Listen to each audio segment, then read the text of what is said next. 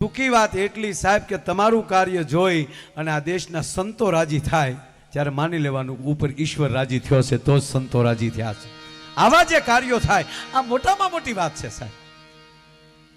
કોઈનું કોઈ નહીં, એને જ્યારે તમે ટેકો દેવા મળો ત્યારે ઈશ્વર એમ કહે છે કે તું મારું કાર્ય કરે છો. આ ભગવાન તો દયાળુ છે ને સાહેબ. આપણે જે મંદિરે જઈ અને કોઈ પૂજારીને તમે ભેટ આપો એ તમે ભેટ નથી આપતા, ઈશ્વરનું પાલન કરો છો. એ મૂર્તિમાં લાંબો હાથ ભગવાન નથી કરવાના પૂજારી માટે, પણ એને જ્યારે દેવાની પ્રેરણા થાય ત્યારે માનજો કે ઈશ્વરે તમને મોકલ્યા છે, એ કાર્ય તમે કરી રહ્યા છો. એ વાત 100%ની છે. નહીતર તો કોઈ પણ આપજો, કોઈ પણ તમે કામ કરો તો માણસ પોતાનું જોવે ને કે આમ આપણને શું ફાયદો. પહેલા વીમા કંપની વાળા આવતા ને ગામડામાં તો અમરીશભાઈ માર ખાઈને જતા. વીમા કંપની આવતી ને પહેલા કે વીમો ઉતારવો એટલે આપણા બાપા એમ કે ગામડાના કે હું વીમો એટલે હું તા કે બાપા તમારો એક હાથ ભાંગી જાય તો તમને 50,000 મળે. ઓલા કે ભાંગે તારા બાપનો નો ઉતારતા. બોલો અમારે ઈ અમારા હાથ ભાંગીને તારે અમને રૂપિયા દેવા, આવી એક માનસિકતા એટલે હકીકત હતી. અને અત્યારે તમે સાંભળી લો ઘોડિયામાલી ચાલુ થાય, આ મોટો થાય તો કેટલો મળે. ઈ તો ઈ બૂસ નો મારે તો મળે ને કે ઈનો ઈ બૂસ મારું છે તમે શું કરી લ્યો સાહેબ. ઈ જ રોન કાઢે છે શું થાય. એટલે આ સંસ્કારની જરૂર છે. મારો કહેવાનો સૂરી છે આ જે કથાઓ છે ને એ સંસ્કાર છે. આપણા 16 આપણે આમ ગણીએ ને તો અમરીશભાઈ 4 વર્ણ છે, એને આપણે જ્ઞાતિમાં નાખી દીધા. ખરેખર તો વર્ણ છે, એ વ્યવસ્થા છે. વર્ણ વ્યવસ્થા, વાદ નહીં, વાદ વિવાદ નહીં, વર્ણ વ્યવસ્થા છે. બ્રાહ્મણ, ક્ષત્રિય, શૂદ્ર અને વૈશ્ય. તો શાસ્ત્ર એમ કે એક જ માણસમાં ચારેય હોવું જોઈએ, એક જ વ્યક્તિમાં. સમય આવે ત્યારે સેવા કરે આવો શૂદ્ર બની જાય, હાથમાં પાણીની કેટલી લીટ નીકળી જાય. આવા કાર્યો જે કરવા મળે, સેવા કઈ પ્રવૃત્તિ કરવી, એ સેવક કયો કે શૂદ્ર કયો, બે શબ્દ કે નાનો હુનો શબ્દ નથી. આ પ્રથમ આ છે. જ્યાં સુધી ગમે એવડો રાજા હોય પણ સેવાકી ન હોય તો, એટલે પ્રથમ છે સેવા. એનામાં સેવકાઈ હોવી જોઈએ. એની ઈ જ વ્યક્તિ આવા મહાપુરુષોને સાંભળે ત્યારે બ્રહ્મત્વ માલી પેદા થવું જોઈએ. એની ઈ જ વ્યક્તિ વૈશ્ય બની જવો જોઈએ, દાતાર બની જવો જોઈએ. કાંઈક કોકને આપે, દાન આપે ત્યારે વૈશ્ય બની જતો હોય. વેપાર મળે કરવા, વેપાર કરતા કરતા દાન મળે કરવા, એ પણ એમ આવવું જોઈએ. અને આ ત્રણેયને તકલીફ પડે ધર્મથી માંડી દેશ સુધી, અને ત્યારે એ લાલ આંખ કરીને નીકળવો જોઈએ કે મારા ધર્મ સામે, મારા દેશ માટે સામું જોઈને એની આંખ નો કાઢી નાખું તો જનેતાનું ધાવણ લાજે. આ સુરવીરતા એની અંદર આવી જોઈએ. આ ચારેય વસ્તુ આવે અને ચારેયમાં એકમાં 4 લક્ષણ છે. ક્યારે, કેમ, શું કામ અને કેટલું બળ કરવું, અથવા કેટલી સેવા કરવી, અથવા કેટલું દાન કરવું, કેમ કરવું, શું કામ કરવું, કોને કરવું. એટલે ચોકે 16 આ 16 કળા થઈ. અને એક કળાના 2 લક્ષણ, ક્યારે હા પાડવી ને ક્યારે ના પાડવી. એટલે 16 દુને 32, એટલે એને 32 લક્ષણો માણા કહેવામાં આવે સાહેબ. એ એક જ વ્યક્તિમાં હોવું જોઈએ. આ નરું સત્ય છે.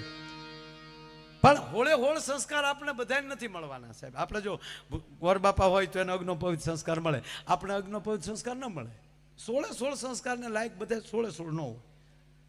અમુકને સમાધિ ન મળે, અમુકને અગ્નિ સંસ્કાર ન મળે, જે સમાજ. પણ મારે એ કેવું છે, ગર્ભ સંસ્કાર તો 110% મળે ને બધાને. અને આ જે કથામાં બેઠા છીએ ને એ કેવલ ને કેવલ જેણે ગર્ભ સંસ્કાર લીધા છે ને એના જ પરિવારને, એ જ વ્યક્તિને આવી કથાઓમાં આવવું, અથવા તો કથાના આયોજનો કરવા, અથવા તો ધર્મના આયોજન કરવા, એને જ હુજે,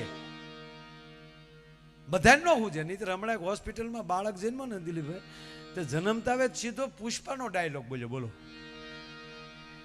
જન્મતા આવે તો 3 જન્મો પાછો, અને પાછો બોલ્યો ઝુકેગા નહીં છાલા.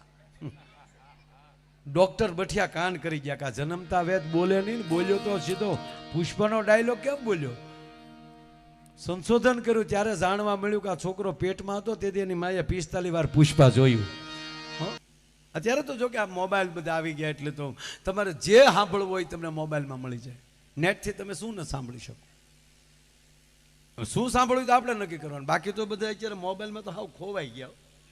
ક્યાં ગયો મોબાઈલ? જે હોય આમ તમે જોજો આમ જ કરતા હોય. આપણે આમ રોડે જતા હોય ને તમે ગાડીઓ સાંભળ્યું મળે ને તો તમે જોજો એ ગાડીઓમાં ડ્રાઈવર સારું છે એ બાજુ નથી જોતો. એક જણો 15મા માળે રહેતો હતો ને આમ આમ કરતો એના એપાર્ટમેન્ટમાં ગયો, લિફ્ટ બોલાવી, આમ કરતા લિફ્ટ આવી. એ 15મા માળે રહેતો હતો, આમ કરતા 15મો નંબર દબી દીધો. પછી પાછું આમ પણ રસ્તે કોકે લિફ્ટને ઊભી તો રખાવી ને, હાથમાં માળે કોકે રોકેલી, ત્યાં કોઈ બટન દબેલું તો હાથમાં માળે ઊભી રહી. આ લુખેશને એમ કે 15મા માળ આવી ગયો, આમ કરતો હેઠો ઉતરી ગયો. એમાં જે એના ખૂણાનો ફ્લેટ હતો ત્યાં બટન દબ્યું તો અંદરથી તે આમ કરતા દરવાજો ખોલ્યો. કોણ આવ્યું? ભોજ્યો ભાઈ જાણે. અને ઓલો આમ કરતો સોફે બેસી ગયો. ઓલા બેને આમ કરતા પાણી લઈ આવ્યા. ઓલો આમ કરતા પાણી પી લીધું. એ બેન રસોડામાં આમ કરતા થાય. ઓલો અહીંયા સોફે બેઠો બેઠો આમ કરતો હતો. એમાં હાથમાં માળનો માલિક પહોંચી આવ્યો, એણે ડોરવેલ દબાવ્યો. ઓલો આમાં એને એમ કે કોઈક મહેમાન આવી હતી, ભાઈ ઊભો થઈને ખોલ્યો. તો ઓલા ગરધણીએ આને જોયો તો એ આમ કરતો વયો ગયો. આને એમ કે મારે કોકના ઘીરે અવાઈ ગયું. બોલો લ્યો, ગરધણી ભાગી ગયો. ગરધણી આ કેટલા બધા આ માણા બીજી થઈ ગયા. તમે જુઓ, એને એમ કે મારી આ કોક મહેમાન છે, હું કોકના ઘીરે આવી. વાત એટલી છે કે તમને તમારી સુરતા જે તોડવી નાખે એ સંસ્કાર નથી. આ જરૂરી છે 100%. હું એમ નથી કહેતો કે આ સારું જ છે, પણ એનો અર્થ એ નથી કે આ છે એટલે જગત હાલે. આની વગેરે જીવી એકાય 100%. હું એટલે મહિનો પ્રયોગ કરું. પણ તમે સાંભળજો, જો આ વજુભાઈ બેઠા, અમારી શરૂઆત આવ પ્રોગ્રામની તેથી ક્યાં ટેલિફોન ક્યાં હતા? ન્યાલી રાજદૂત ન્યા આવે, પ્રોગ્રામ કરવાના છે, નક્કી તોય થતું હતું. કાક બાપુ એવું કહે છે કે દુનિયાના લાયક તમે બની જાઓ અને પછી ઓક્સિજન લઈ અને તમે દરિયાના પેટાળમાં વ્યા જજો, સબમરી લઈને દુનિયા ગોતી પાછળ આવશે, પણ તમે જગતને લાયક કાંઈક બનો તો. એટલે જીવનમાં કેટલું બધું આપણે આ દુનિયા આખી આપણી જ છે, પણ એમાં આપણા વિષયનું કેટલું છે એને જોઈને ચાલીએ આપણે, તો જીવન જીવવાની મજા આવે. અને એમાં આ ભગવાન ભાગવતજીનું કાર્ય. મારે એક નાની એવી વાત ભગવાન કૃષ્ણ, કારણ કે આજે પહેલો દિવસ છે, આજે તો માધ્યમ સમજાવ્યું છે દાદાએ કે ભાગવતથી શું ફાયદો થાય. અમને તો એટલો જ ફાયદો થાય, અંદર ડાયરો થાય.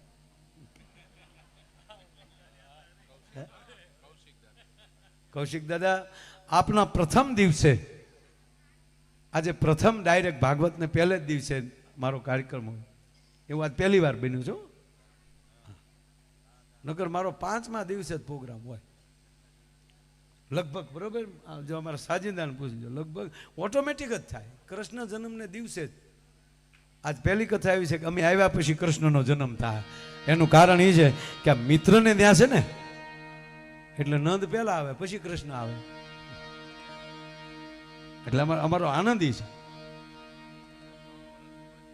અને એમાંય ઓટોમેટિક સાહેબ આ ગોઠવું નથી ગોઠવાનો કે 28 પહેલે જ દિવસે ભાઈની ત્રીજી તિથિ થાય ના.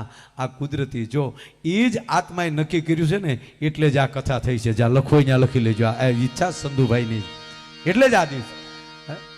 અને એમાંય સારી વ્યક્તિ જે ઘરે જન્મે સાહેબ, કેટલું જીવાય મહત્વ નથી, કેમ જીવાય એ મહત્વનું.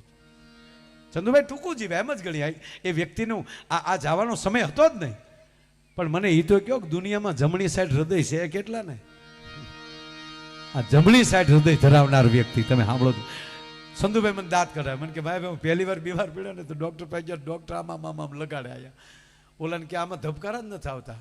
પછી કે મારે કેવું પડ્યું સાઈડ બદલાવો, એ બાજુ નથી હૃદય. આ મને તકલીફ પડે ને, તમારે ડૉક્ટર મને કહેતા, મને કે તમને આમ બેભાન કરી દઉં કે આમ ભાનમાં રાખું. હું આમ ભાનમાં બેભાનમાં ફેરવું. મને કે ભાનમાં રાખું તમારું હૃદય તમે જોઈ શકશો ટીવીમાં. હું કે તો જોઈએ જ ને, મેં ભાનમાં જ રાખો. એ કે દુઃખ છે થોડું, હું ભલે થાય પણ ભાનમાં રાખો.